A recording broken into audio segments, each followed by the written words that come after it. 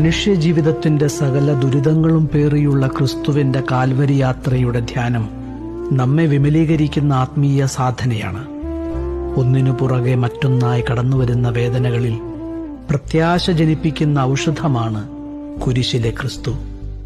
ക്രൂശിത, ഈ ഭൂമിയിൽ ആരൊക്കെ ഒറ്റപ്പെടുത്തിപ്പോയാലും, മുറിവുകൾ നൽകി തള്ളിക്കളഞ്ഞാലും, വീണ്ടും എന്തോരം വേദന എനിക്കുണ്ടായാലും, നിന്റെ കുരിശിൽ മുഖം ചേർത്ത് നിന്റെ തോളിൽ ചാഞ്ഞ് ഒരു കാൽവരിക്കപ്പുറം ഉയർപ്പുണ്ട് എന്ന സന്തോഷത്തിൽ നിന്നോടുകൂടെ ഞാൻ ജീവിക്കും. തീർച്ച.